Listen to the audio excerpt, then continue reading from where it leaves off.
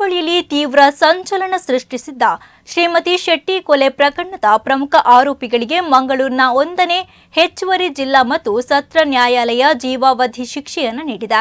2019ರ ಮೇ 11ರಂದು ಮಂಗಳೂರು ನಗರದ ವೆಲೆನ್ಸಿಯಾದ ಸೂಟರ್ಪೇಟೆಯಲ್ಲಿ ಶ್ರೀಮತಿ ಶೆಟ್ಟಿ ಅವರ ಕೊಲೆ ನಡೆದಿತ್ತು. ಮನೆಗೆ ಬಂದು ಚಿಟ್ ಫಂಡ್ ಹಣ ಕೇಳಿದ್ದ ಮಹಿಳೆಯನ್ನ ಜೋನ್ ಸ್ಯಾಮ್ಸನ್ ದೊನ್ನಿಯಿಂದ ಹೊಡೆದು ಕೊಂದಿದ್ದ. ಬಳಿಕ ಶ್ರೀಮತಿ ಶೆಟ್ಟಿ ಅವರನ್ನ 29 ತುಂಡುಗಳಾಗಿ ಕತ್ತರಿಸಿ ನಗರದ ವಿವಿಧೆಡೆ ಎಸೆಯಲಾಗಿತ್ತು. ಈ ಪ್ರಕರಣದ ಪ್ರಮುಖ ಆರೋಪಿಯಾಗಿದ್ದ ಜೋನಸ್ ಸ್ಯಾಮ್ಸನ್ ಮತ್ತು ಪತ್ನಿ ವಿಕ್ಟೋರಿಯಾ ಅವರ ಆರೋಪ ಸಾಬೀತಾಗಿತ್ತು.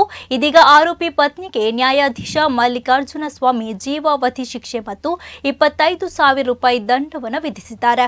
ಕೊಲೆಗೆ ಸಹಕರಿಸಿದ್ದ 3ನೇ ಆರೋಪಿ ರಾಜುಗೆ 6.5 ತಿಂಗಳು ಸಾದಾ ಸಜೆ ಮತ್ತು 5,000 ರೂಪಾಯಿ ದಂಡವನ್ನು ವಿಧಿಸಲಾಗಿದೆ. ಈಗಾಗಲೇ 6 ತಿಂಗಳು ಜೈಲು ಶಿಕ್ಷೆ ಅನುಭವಿಸಿರುವ ರಾಜು ಜೈಲಿನಿಂದ ಬಿಡುಗಡೆಯಾಗುವ ಸಾಧ್ಯತೆ ಇದೆ. ಸಂತ್ರಸ್ತರ ಪರವಾಗಿ ಸರ್ಕಾರಿ ಅಭಿಯೋಜಕಿ ಜುಡಿತ್ ಒಲ್ಲಾ ಮಾರ್ಗರೆಟ್ ಕ್ರಾಸ್ತಾ ಅವರು ವಾದವನ್ನು ಮಂಡಿಸಿದರು.